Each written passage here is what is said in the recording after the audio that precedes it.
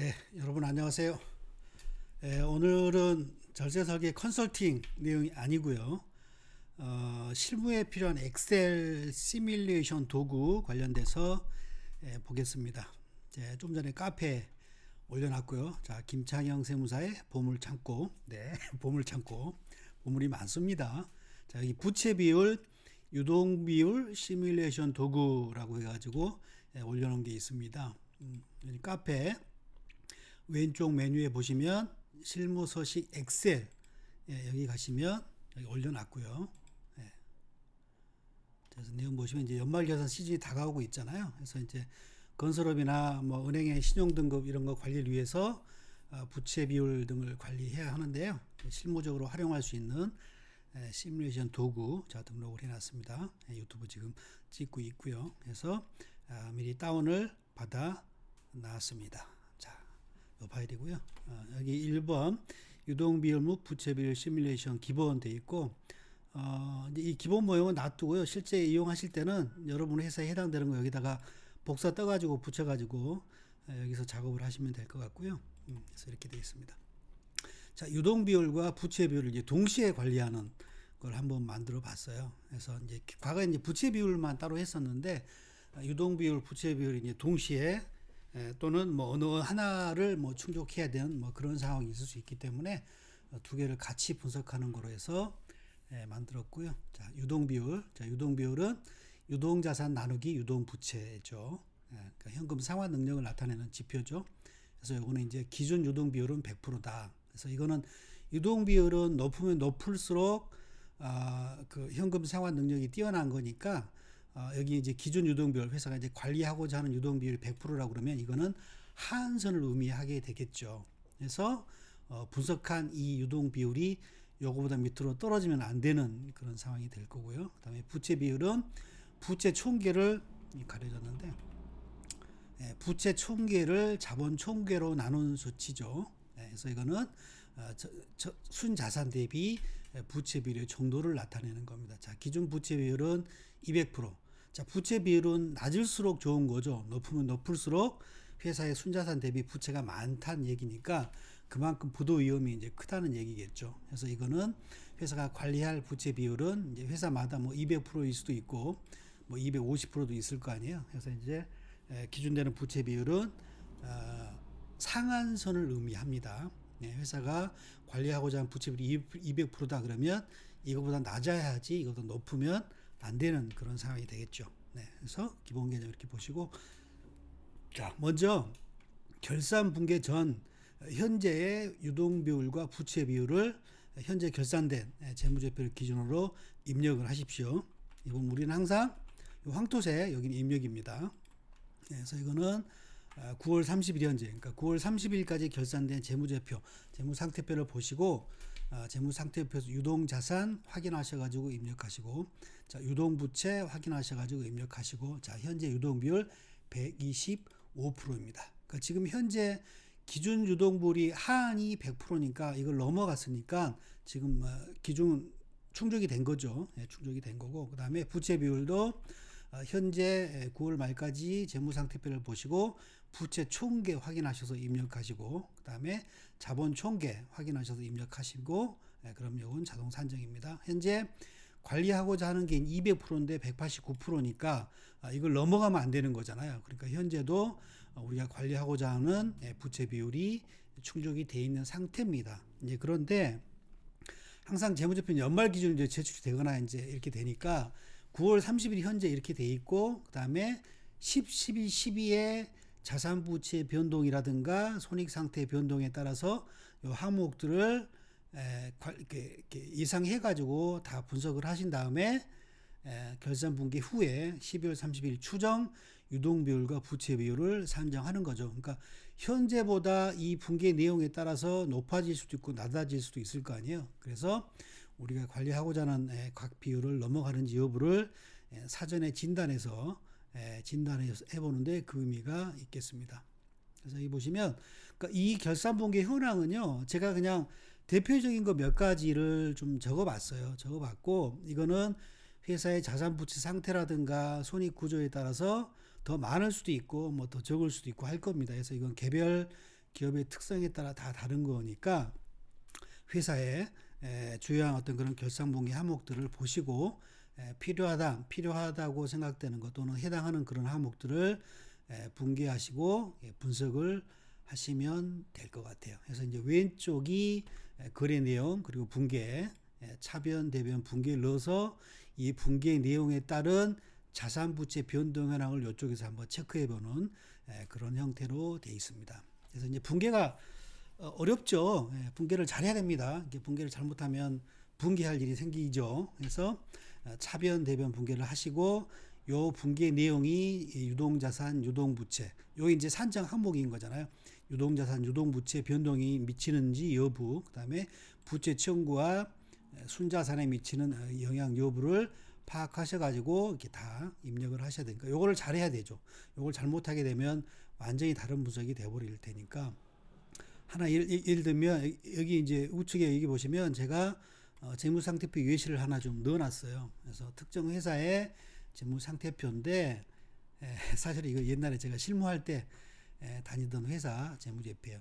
공시된 재무제표니까 뭐 회사 이름은 뺐습니다. 자, 여기 보시면 이제 자산이 쭉 있고 자산 총계가 표시되고 그 다음에 이제 대변에 해당하는 항목이 이제 부채 총계가 있고 그 다음에 자본 총계가 있죠. 그래서 자산 총계와 부채 및 자본 총계는 일치해야 하죠. 그러니까 이걸 우리가 뭐라고 얘기하냐면 대차 평균의 원리라고 하죠. 그래서 여기 보시면 제가 표시해 놨어요. 자, 자산이 100이다. 그리고 부채가 40이다. 그러면 자본이 60인 거죠. 그래서 자산 총계가 100이고 부채 및 자본 총계가 100이어서 여기에 차이가 생기면 안 되는 겁니다. 그래서 차변과 대변의 합은 일치해야 된다. 이게 대차 평균의 원리죠. 그러니까 예를 들면 이런 겁니다. 이 앞에서 보셨던 결산분기 내용이 하나 예를 들면 미수 수익을 인식한다고 우리가 해보세요. 그러면 미수 수익이 차변에 오고 대변에 이자 수익이 오게 되잖아요. 미수 수익이 오고 이자 수익이 오는 거예요. 자, 그러면 여기서 보면 자, 무시 수익이 인식이 됐죠. 그러면 자산이 늘어나는 거죠. 예를 들면 미수익이 20이 늘어났다. 그러면 자, 이게 어긋나게 돼 있잖아요. 자산 총계는 120인데 이쪽은 100밖에 안 되니까 이쪽 20이 채워져야 되는 거죠.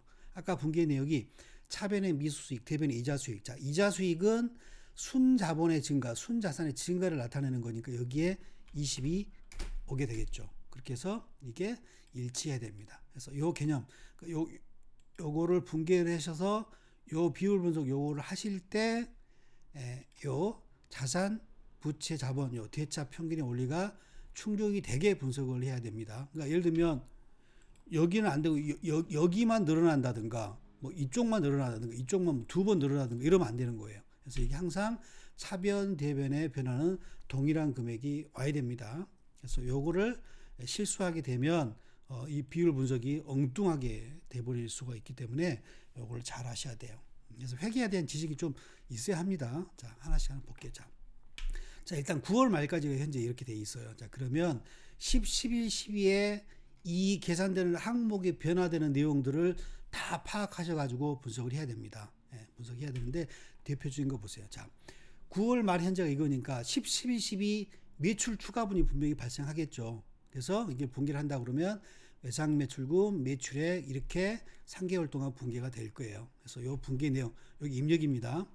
차변 대변은 항상 동일하니까 여기는 이제 이퀄하게 돼 있고요. 여기만 입력하면 대변은 자동으로 오게 돼 있고 요 계정 과목만 넣으시면 돼요. 자, 이 거래를 가지고 여기를 분석을 한번 해봐요. 자, 외상 매출금이 20억이 늘어났죠. 자, 외상 매출금은 유동자산이죠.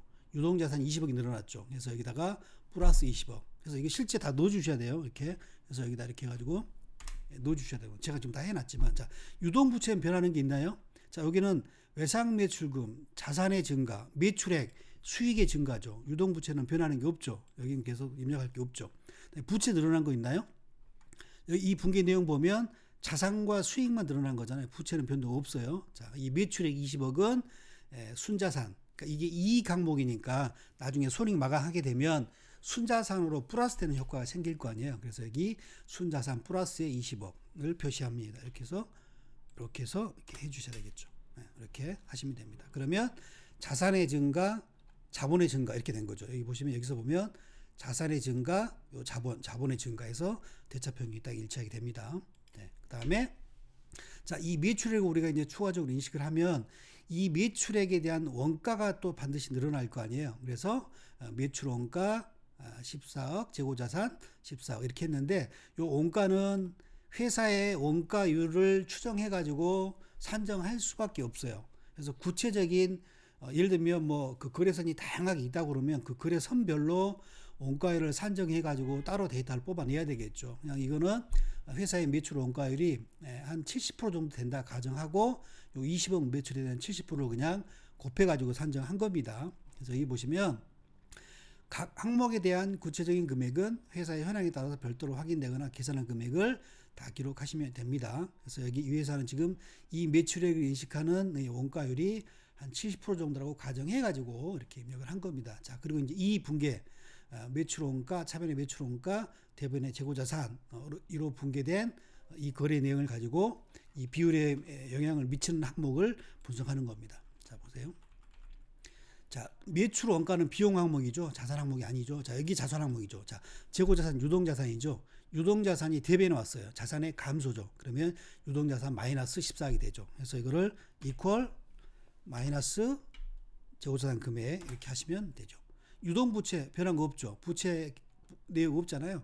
부채 총계 역시 변한 게 없고 그 다음에 여기 보시면 자, 이 원가로 반영된 이 14억은 여기 보면 순자산이 마이너스 되는 효과가 영향을 미치겠죠. 그러니까 매출액은 손익 마감하게 되면 이 순자산 이익이용으로 플러스 되는 항목이고 원가는 거의 차감 항목이니까 순자본이 마이너스 되는 순자산이 마이너스 되는 자본이 마이너스 되는 그런 효과가 생길 거예요. 그래서 여기는 14억 역시 이퀄한 다음에 마이너스 원가 금액 이렇게 넣으면 마이너스 14억 이렇게 반영이 될 겁니다. 자, 이런 식으로 요 분계 현황에 대한 거를 쭉 분석하셔가지고 쭉 이렇게 하시면 되는 거예요. 네, 그리고 판매비와 관리비 이제 여기 이제 보면 이렇게 돼 있죠. 매출액이 있고 매출 원가가 있고 판매비와 관리비가 있고 영업이익이 산정될 거 아니에요. 그래서 요 9월 말 이후에 11, 12에 판매비와 관리비 추가 인식액을 별도로 계산하셔야 돼요. 그러니까 현재까지의 판관비를 다운 받으시거나 하셔가지고 10, 11, 12 향후 4, 4분기에 추가적으로 인식할 판매와 관리비를 별도로 산정하신 금액을 여기다 입력을 하십니다. 그래서 판관비 실제 입력할 때는 뭐 여러 계정으로 입력이 되겠죠. 뭐 인건비, 뭐 여비교통비, 뭐 복리후생비 등 여러 계정으로 입력이 될 겁니다. 그래서 그 금액을 별도로 산정하셔가지고 파악하신 다음에 입력을 하시고 이 비용은 이제 대부분 다 예금으로 지출이 되겠죠. 10, 11, 12월 동안. 그래서 이렇게 분계를 합니다. 그래서 이 분계한 내용을 가지고 또 역시 이 비율 분석이 미치는 항목에 대한 뿌라 마이너 차가감 항목을 여기다 기록을 하시면 되는 거죠. 판관비 비용 항목이죠. 비용 항목이니까 순자산의 마이너스를 가져오는 항목이 되겠죠. 그래서 여기 보면 순자산에다가 마이너스 3억을 표시하고요. 그다음에 예금이 3억이 줄겠죠. 그러니까 차변 계정이 보통 예금이 대변으로 돈이 나갔으니까 자산이 줄겠죠. 자산이 주는데 이 예금은 유동자산이니까 여기에 마이너스 3억이 표시돼야 되겠죠. 부채는 변하는 거 없죠. 그래서 이런 식으로 하나하나 전부 다 이렇게 분석을 하셔야 되는 거예요. 그래서 이후에 그 다음에 감가상각비 인식, 퇴직급여 충당부채 인식, 대손 충당부채 인식, 그 다음에 외화 환산 손실 같은 것도 인식하시고 요거 하나 볼까요? 이건 부채 변화가 있는 이거니까 요거 한번 볼게요. 자, 외화 환산 손실 인식했다. 지금 이제 외상매입금이 있다. 외화로 표시된 외상매입금이 있다 그러니 환율이 올라가지고 이거를 이제 그 외화 평가를 한다 그러면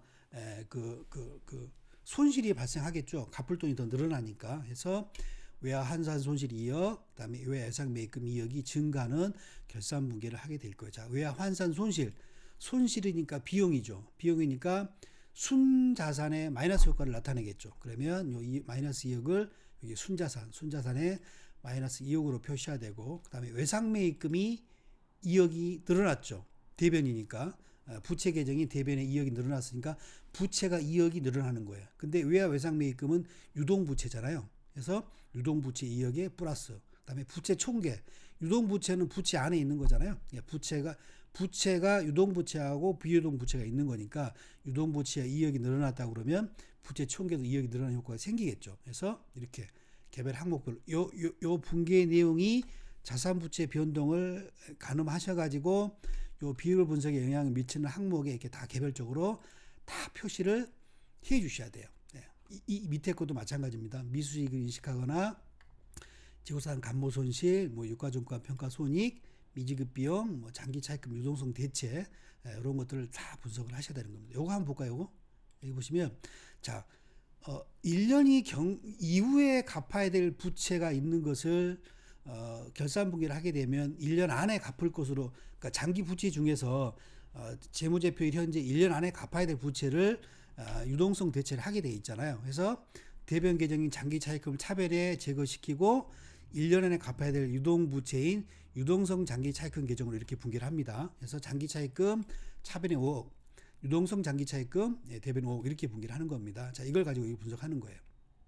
자, 유동 부채, 그러니까 비유동 부채가 유동 부채로 바뀌는 분기가 지금 일어난 거잖아요. 그러니까 자산은 변동이 없죠. 여기는 표시할 게 없죠. 자, 유동 부채가 5억이 늘어났죠. 그리고 유동 부채가 5억이 늘어나고 비유동 부채가 5억이 감소했겠죠. 근데 이제 우리 비유동 부채 항목은 우리가 이 비율을 분석하는데 유동 비율을 산정할 때는 상관이 없는 거니까 여기만 표시하면 되는 거죠. 자, 그다음에 부채 총계는 변동이 있나요, 없나요? 없죠. 장기 차입금이 단기 차입금으로 바뀌는 분기만 일어나는 거니까 부채 총계는 변동이 없어요. 그래서 여기 표시하면 안 되는 거예요. 예. 자본도 변동이 있나요, 없나요? 부채 항목만, 그러니까 비유동 부채 항목이 유동 부채 항목으로 바뀐 것 뿐인 거기 때문에 자본에는 영향이 없는 거죠. 비용 항목이 뭐 추가되거나 수익 항목이 추가돼야만 순자산의 변동이 일어날 텐데 이거는 부채 안에서 비유동 부채가 유동 부채로 바뀐 것 뿐이니까 여기만 이렇게 표시하는 거예요. 그래서 이게 이제 그 회계에 대한 깊이가 조금 이제 약하면 이게 좀 어려울 수 있어요. 그래서 어려울 때 항상 이걸 잊어버리시면 안 돼요. 자, 자산이 차변이고 부채 자본이 대변이잖아요. 이게 한쪽에 변화가 일어나면 반드시 동일 금액이 부채든 자본이든 변동이 일어나야 한다는 거예요. 대체 평균의 원리. 일단 이걸 가지고 검증을 하시면 될 것 같아요. 그래서 이제 개별 항목에 대한 거는 개별 기업마다 이제 다 다르기 때문에 어떤 대표적인 거 몇 가지 이렇게 분석한 예시를 보여드렸고요. 그 다음에 이 이제 분석이 다 끝나면 여기 보시면 이제 매출액이 추가 인식이 되고 뭐 원가가 추가로 인식이 되기도 하고 뭐 판매비와 관리비가 추가적으로 인식이 되기도 하고 그 다음에 결산분기 하면서 이제 수익 항목이 변화하기도 이제 하잖아요. 그런 경우에 어쨌든 순이익의 증분액이 생기게 되면 거기에 따른 법인세를 또 내야 되잖아요. 그래서 우리가 이제 분기를 하게 되면 차변의 법인세 등 대변의 미지급 법인세 이렇게 연말자료 결산분기를 하게 되잖아요. 그래서 이것도 빠뜨리지 말고 꼭 분석을 하셔야 돼요. 그래서 위 항목 증분 손익에 대한 법인세 등을 산정하셔가지고 이것도 역시 별도로 계산하셔야 됩니다. 별도로 계산한 금액을 파악하셔가지고 여기다 이렇게 입력하시면 돼요. 그래서 요거는 이제 법인세 등 손익계산서 비용 항목인 거잖아요. 그래서 순자산의 감소를 일어나게 할 겁니다.